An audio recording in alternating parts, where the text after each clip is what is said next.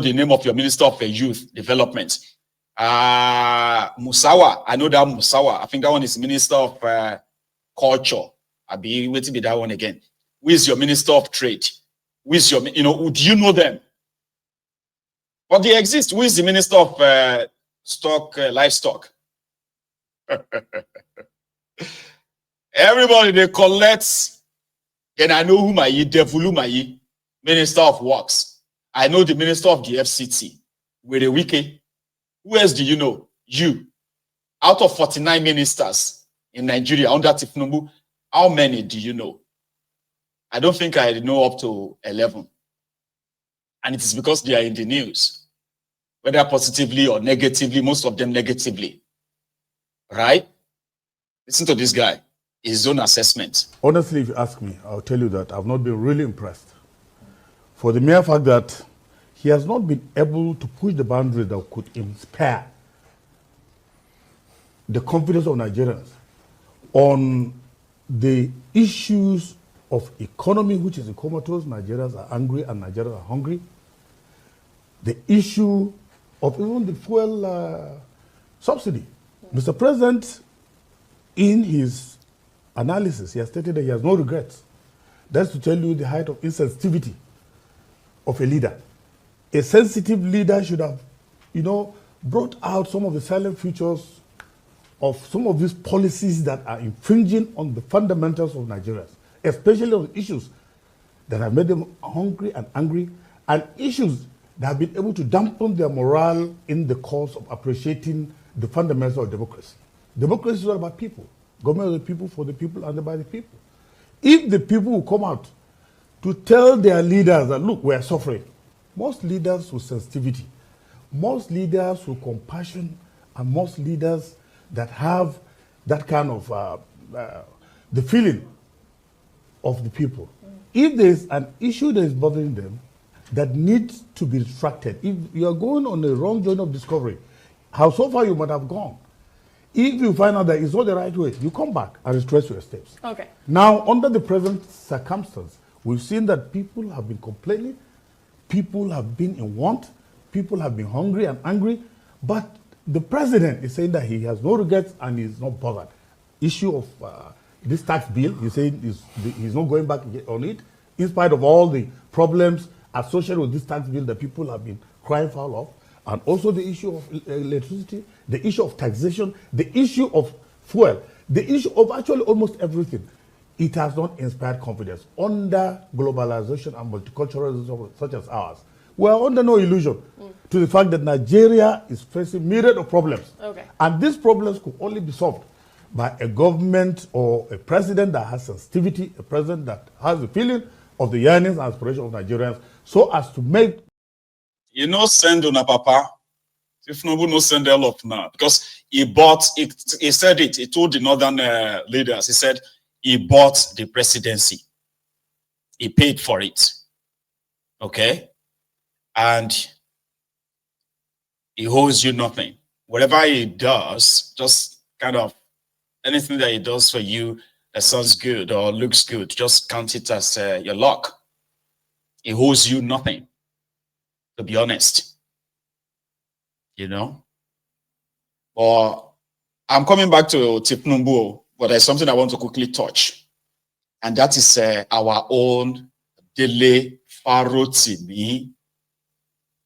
Today, Barrister Dele Farotimi was released from the Ekiti prison, where Babanlaole and his gang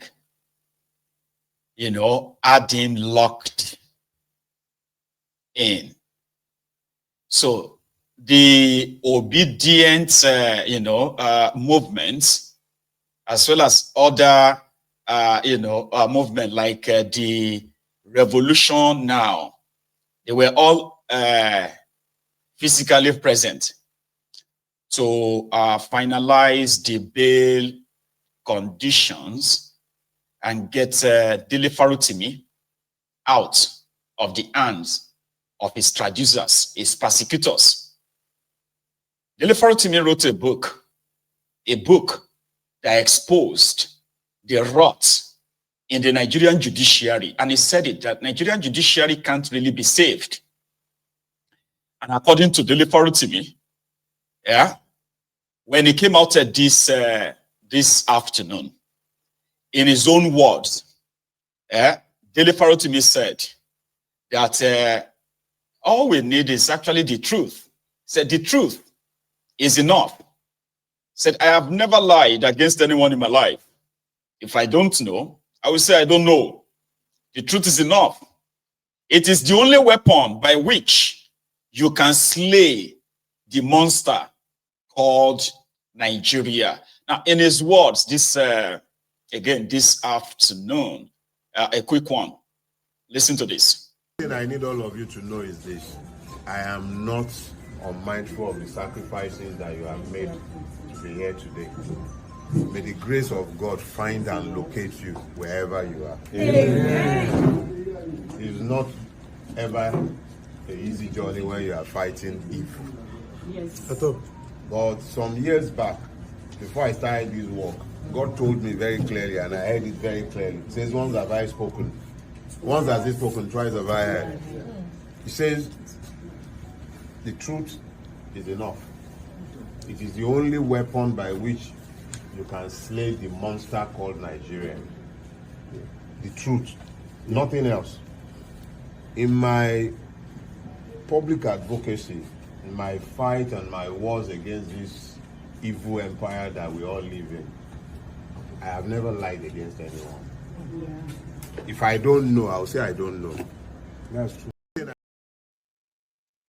DF. Remember a part of the conditions they want to enforce on him is that he must not use social media. He must not speak to the press about this after Babanlaole. All right? Or else the magistrate court would revoke his bail.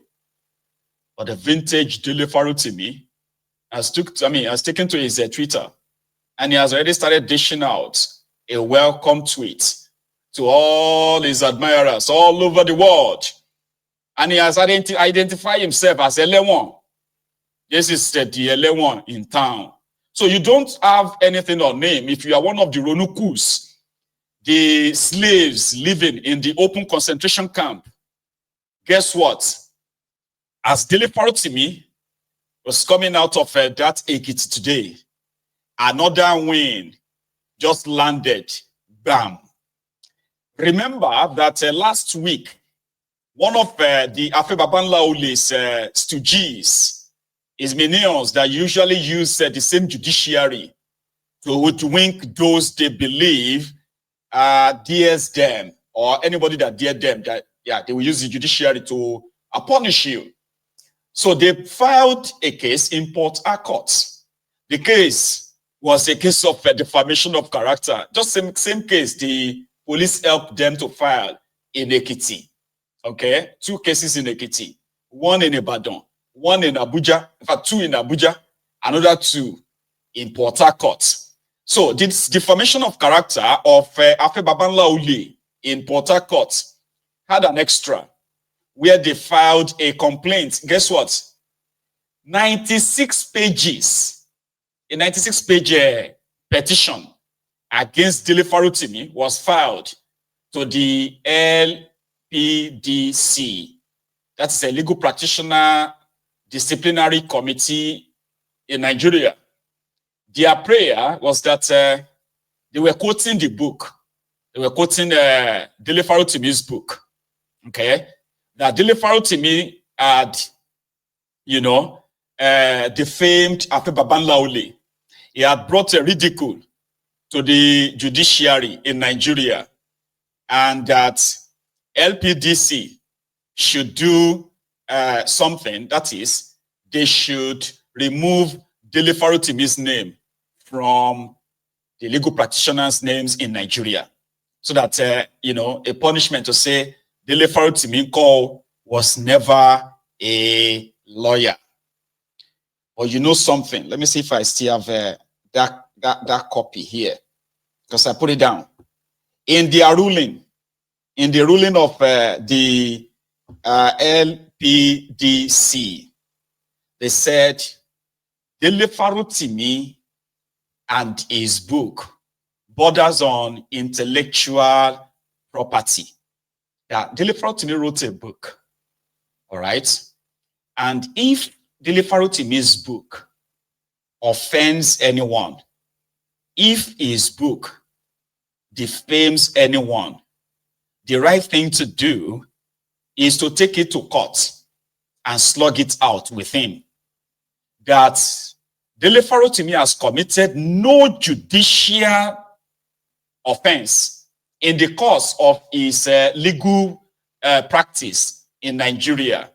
Like, he hasn't violated any form of legal practice, ethics and all that in Nigeria. So we can't just punish somebody because they published a book. If they publish any book or they write something about you that you don't like, the right thing to do is to take it up with them in the courts, not us. So Dele Farotimi hasn't even been to any court yet with these guys, and he's already winning. Now, you will now watch them as some of these frivolous cases that they have instituted across Nigeria. You will watch how they are all going to disappear in the next few weeks and months. Because it is not Dele Farotimi that has to prove to them that what he wrote is true. Okay? They are the ones who have to prove to court that what Dele Farotimi published is a lie. Do you know how difficult that is? Especially with the events that we have witnessed in the last 21 days. Everything that Dele Farotimi said about the judiciary, everything he said about Babanlaole, using the judiciary to twist them, they have done everything. Everything. So if Dele Farotimi's lawyers are to appear for any of these defamation of cases or of character nonsense in any court in Nigeria, they just have to kind of remind the judges and say, look at what they have done in the last 21 days. Look and check. Have you read the book, my lord? My lord. May I? Yes. May I? Thank you, my lord. Have you read the book, my lord? Are you in this country in the last so days, sir, my lord? You say, yes, I've been. So tell me. They need to prove to us that what Dele Farotimi said about them is not true. But it is difficult to do that anymore because they have actually shown how much, right, that these guys are lawless and criminal. And they have always had the corrupt judiciary, which they help corrupt on their side. You watch how all these nonsense cases were going to disappear. So now, if I have anything to say to, Barrister Dele Farotimi, I say, can you give us Nigeria and its criminal justice system 2.0? Like, give us the second part, please. We can't wait for another 11 years before you published another one. We know there are some things that you held back from us. We want you to publish them now. And if you can't do any publication, all right, maybe you should, in fact, do it, Goni. Yeah, do it, we'll pay. You with me? Because the only power that the likes of Babanlaole, the only power they have over the judiciary is to use their corrupt means, okay, to favor or to curry judgment. And if there's anything at all that should happen in that contraption to give the judiciary any semblance of, kind of like to recover from all of this, then the judiciary should launch a probe into all the cases that Babanlaole participated, all the cases from Babanlaole's chamber, okay? All the judgments that he has probably won should be investigated. See, if I have that kind of power, that's what I'm going to launch. If Babanlaole had participated or has initiated 1,000 cases or 2,000 cases, even the ones that he lost or he won, every one of them should be investigated. All the judges that has kind of attended to Babanlaole's case, all of them must be investigated, including their bank accounts. At the time, they were handling the cases of Babanlaole in their courts. All of them. So everybody last. but it is Nigeria, it will be like we're asking for too much, right? So you are welcome back, barrister. Because every time I say barrister, it will be like Colinton. You know, it would rather have you call him a DF. You know, DF, Dele Farotimi, the new symbol of, you know, resistance, the symbol of, you know, symbol of, what should I call him again? No, I prefer to call him the symbol of resistance, somebody that, you know, exposed the judicial fraternity, and something that a lot of people would never dare. And a lot possibly have dared, and they have been buried into the oblivion. Somebody said that Dele Farotimi is just like it's too chewy for them to chew. They tried, and now they will live to regret that. So you are welcome, or welcome back. Brethren, here is another thing. The supposed Chief of Defense Staff called Musa, the Chief of Defense Staff of the Nigerian Army, made a statement in their usual, you know, talking without sense. The Chief of Defense Staff of Nigeria had made an allegation against NGOs, some NGOs in northern part of Nigeria. And his allegation borders on, is actually a very, very serious allegation if Nigeria was a real country. Okay? He said some NGOs in northern Nigeria, non-governmental organizations, in the pretense of helping the victims of terrorism in northern Nigeria, they have also been helping the terrorists, treating them, giving them food, medication, and all that. I have heard about that a lot of the time, okay, when you have these pretentious NGOs, foreign NGOs, who are also hiding behind illegal mining in northern Nigeria and even in southern part of Nigeria. But if the Chief of Defense Staff of Nigeria has evidence of the activities of these NGOs, why is he holding back? Why is he using social media or the media to warn them and say they have to desist? Because what that means is that if you have evidence of international NGOs aiding and abetting terrorists in Nigeria, what is the first thing you would do? Arrest them. Isn't that what you would do? Eh? Well, listen to this. Yes. NGOs, you know, there are so many things. If we want to go into NGO issues, there are so many things I had. Initially, when the NGOs came in, when we started, they didn't want any oversight function. They didn't want us to know where they were going to. We had issues with that because now they will go into the enclave of the terrorists and go and treat them. You are treating the same people that is attacking the communities. You tell them no, that you are neutral. How neutral can you be? We've had situations where allegations of arms, them conveying arms to us just to make sure that the war continues. We've had situations where they will tell you they are taking food to communities. Halfway, they will tell you the trailer has broken down. By next morning, the trailer is empty. And that vehicle that is broken down, the driver will just go and drive it and take it back. So what had happened? You have funded those guys. You are taking care of them equally. We've had several situations like that. So we said, no, it can't continue like that. And that's why we insisted with the state government that, look, the state government must know what's going on. So if any NGO comes, it must be registered. We must monitor what's going on. We've had situations where NGOs will come in with unidentified individuals entering communities. You don't even know what they're doing. They don't have NGO ID cards. They are not part of the government. Who is taking them to? What are they going there for? And so by the time we started monitoring what they were doing, we noticed things started getting better. So which means something is going on somewhere. Because they come from all over the world and you don't know who is who. So that's why for every country, please regulate what the NGOs are doing, monitor what they're doing. Most times you hear them telling you that they spent $10 million and then you wonder where. Most times the money is spent on themselves, on their luxuries. The hotels they stay, the vehicles they are using, and all those things. The locals don't benefit much from them. And yet this thing keeps on. I've told you, somebody will come and pay for a house for 10 years ahead. So what is he trying to tell you? This thing will never end until after 10 years, or maybe he will renew it. And again, I always remember that if there is peace and the threat level is low, one, they are going to retrench them. Two, their hazard allowance will reduce.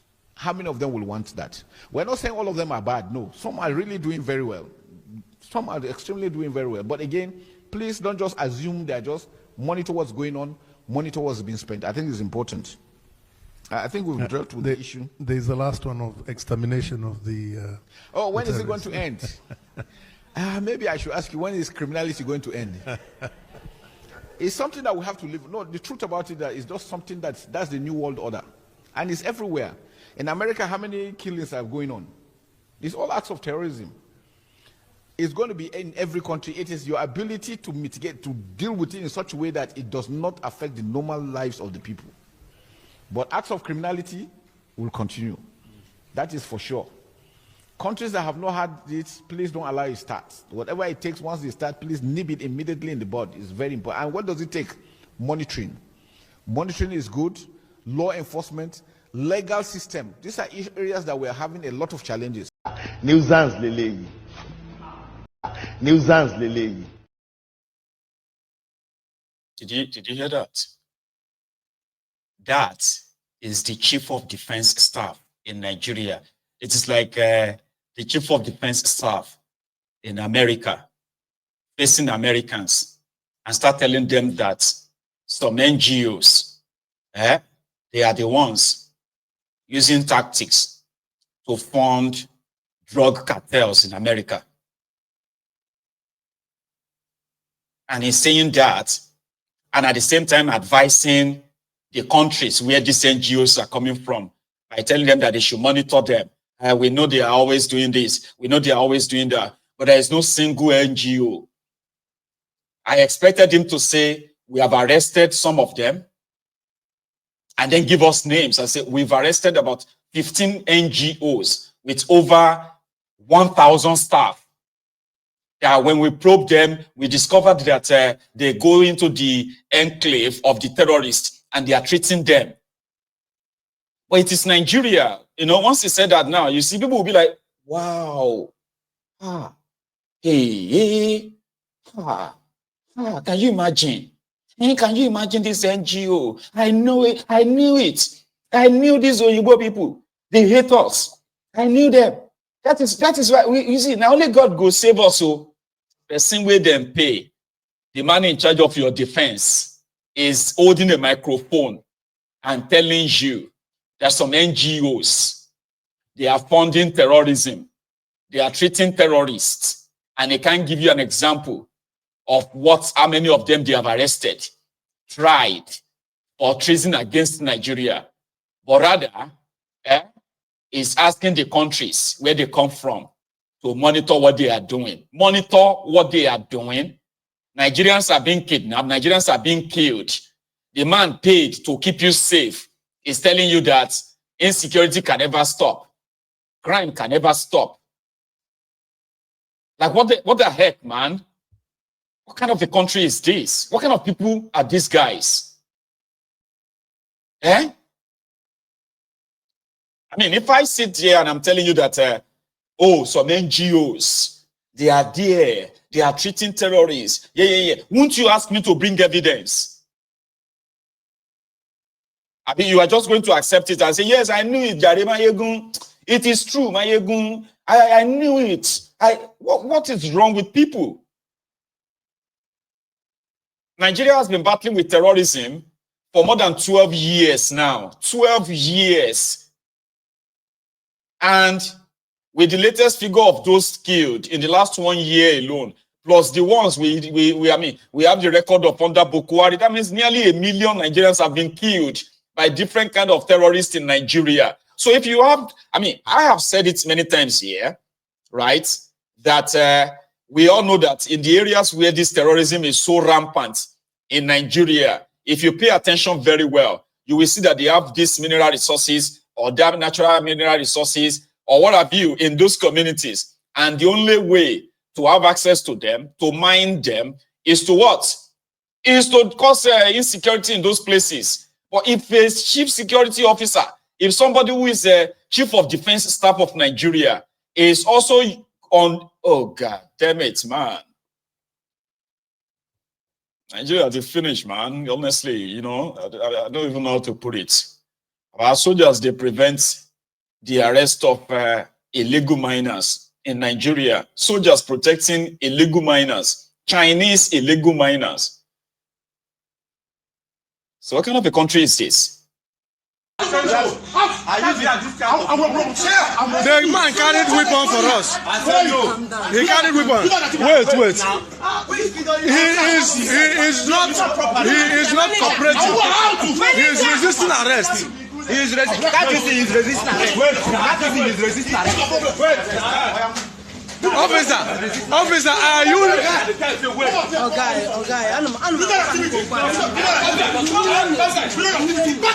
Let them put them inside. Go down inside the car. Yes, I'm covering him. He should join them. We are going to their state headquarters. I will give you the address. State headquarters of Civil Defense Corps. State headquarters.